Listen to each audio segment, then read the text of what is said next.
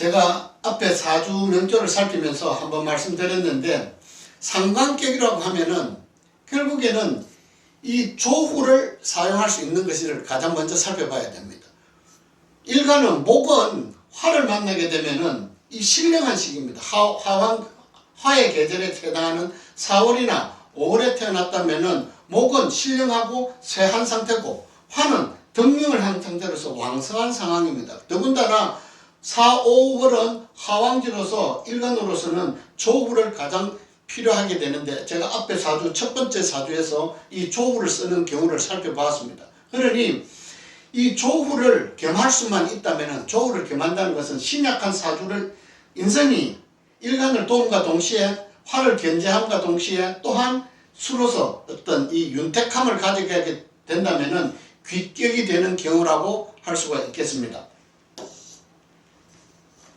다음은 이 일간이 왕성하냐, 일간이 즉 신강하냐, 신약하냐에 따라서 이 상관을 상진시키는 것이 올바른지, 아니면은 상관이 상진돼서 오히려 파묘가 되는 것인지, 이러한 부분들을 가장 살필 필요가 있습니다.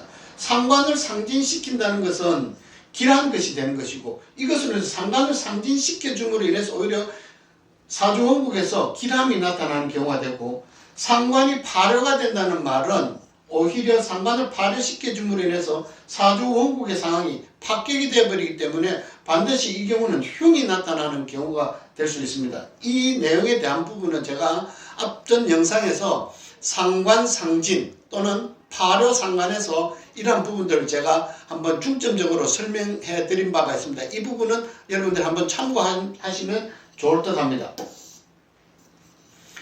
진상관이라는 것은 앞에 말씀드린 대로 일간이 쇠약한 경우입니다. 신약한 사주란 의미가 됩니다.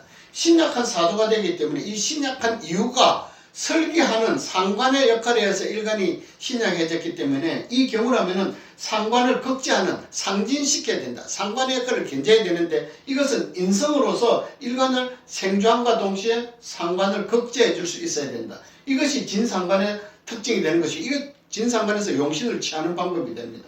그리고 가상관이라고 하는 것은 상관을 용신으로 쓰는 경우입니다. 즉 다시 말씀드리면은 신강사주에 해당한다는 의미입니다. 신약사주, 신강사주라고도 볼 수가 있습니다. 신강사주에서 상관을 용신으로 쓰고 있는 경우라고 하면은 일간 또는 특히 비급에 의해서, 비급과 가장 바람직하지 않은 것은 인성에 의해서, 인성이 퇴거하여서 일간이 신강한 경우가 있습니다. 이 경우에 가장 살펴야 하는 것은 용신을 상관으로 쓰고 있는데, 왕성한 일간의 기세를 상관에 의해서 설계하고 있는데, 다시 인성운을 만나게 된다면 오히려 이 경우에는 파묘상관, 즉 상관의 역할을 극제시킴으로 인해서 흉이 나타나는 경우가 되겠습니다. 일간이 신약하면은 상진, 일간이 신강하게 되면은 오히려 일간의 그 기세를 드러내는 상관과 재성의 운을 용하게 되는데, 이때 다시 인성을 만나게 된다면은 파묘, 즉 이렇게 되는 경우에는 흉이 나타난다고 볼 수가 있겠습니다. 간목일간이 5월에 태어났습니다. 상관입니다. 특히 또 지지에다가 상관을 같이 두고 있습니다. 천간으로는 식신과 상관이 축출해 있는 모습입니다. 진상관격이 되어 있는 경우입니다. 일간은 건을 두고 있으나 저 멀리 연지에다가 묘목, 즉 급제를 뿔을 두고 있습니다. 시주에는 무진이 나타나 있으니 일간으로서는 당연히 신약하게 되어 있는 경우입니다. 신약하게 됐는데, 이 경우라고 하더라도 제가 앞에 말씀드린 경우, 이 경우에는 반드시 상관을 상진시켜야 된다고 말씀드렸습니다.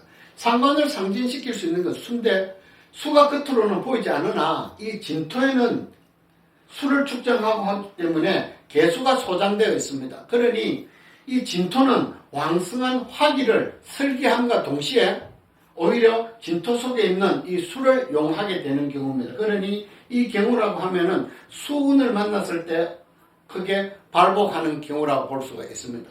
비록 진토에 있는 이 진토 역할이 이 사주명조에서는 조금 특이한 부분을 가질 수 있는데, 오히려 왕성한 기세를 설계함과 동시에 수를 보호해주고 있는 경우입니다. 그러니 일간으로서는 메마르지 않은 형국이 되었습니다. 진토 속에 있는 수를 용할 수 있는 시기에 크게 발복하는 사주명조라고 할 수가 있겠습니다. 다음은 을목일간이 4월에 태어났습니다. 상관에 식신이 투출했지만 이 경우는 상관과 식신이 동시에 투출했는데 진상관격입니다. 진상관격이 됐을 때는 가장 먼저 이 상관을 상진시켜야 된다고 말씀드렸습니다. 즉 인성으로서 왕성한 화를 견제해야 된다고 말씀드렸는데 이 지지에서 보면 오히려 사해충이 되는 모습들입니다. 지지에서는 오히려 수가 왕성하게 이루어졌기 때문에 겉으로는 일간이 신약한, 특히나 이 상관이 투출해 있는 모습을 보면은 일간으로서는 신약하지 않을까 싶은데, 하지만 오히려 충, 즉 수가 왕성해짐으로 따라서 일간이 신약할 줄 알았던 일간이 오히려 신강하게 되어버렸습니다. 신강하게 되어버리면은 왕성한 기세를 설계해줘야 되는데 사주문국에 토가 나타나 있지 않기 때문에 왕성한 수를 극제하지 못하고, 그러므로 인해서 사해충, 즉 화가 천간과 지지에서 다 천극 지충의 현상이 나타나기 때문에 상관이 오히려 이렇게 되는 경우는 파묘가 되는 경우라고 볼 수가 있겠습니다. 제가 앞에 말씀드렸다시피 상진이 되는 경우는 뭔가 이렇게 길한 부분이 나타나겠지만은 상관이 파묘가 되는 경우에는 오히려 흉이라고 말씀드렸습니다. 그러니 상관이 좀 더 극제를 받는 모습이기 때문에 오히려 수운을 만나게 된다면은 오히려 흉이 나타나는 사주가 되겠습니다. 태어난 월이 4, 5월에 해당하지 않습니다. 그렇지만 일간은 해월에 태어난 모습이고, 그리고 지지에다가 록지와 왕지를 두고 지지에는 장생과 인성을 다 두고 천간마저도 비겁이 이렇게 중첩되어 있기 때문에 일간으로서는 극신강한 사주가 됐습니다. 극신강 사주가 됐는데 결국에는 인목에 소장되어 있는 이 병화를 꺼내 쓸 수 있어야지 하는데 천간에 정화가 투출해 있는 모습입니다. 비록 정화의 역할로서는 이 왕성한 기세를 설계하는 것이 뭔가 마땅하지는 않아 보이지만, 좀 부족해 보이지만, 그래도 인중에 있는 이 병화를 인출할 수 있다는 것을 본다면은 이 경우에는 가상관격이 됩니다. 일간이 신강하기 때문에 신강한 일간을 설계하는 화가 용신이 된다는 의미가 됩니다. 화가 용신이 된과 동시에 행운에서 어떤 토운을 만난다고 하더라도, 뭔가 재성운을 만난다 하더라도 오히려 그 시기라면 재성을 만나는 시기에 이 상관의 역할마저 더욱더 극대화되기 때문에 그 시기에 부와 기를 함께 누릴 수 있는 것으로 볼 수가 있습니다. 하지만 수운을 만나게 된다면 오히려 반대로 상관이 파묘가 되기 때문에 흉이 나타나는 경우라고 볼 수가 있습니다. 가상관격이 되는 경우입니다.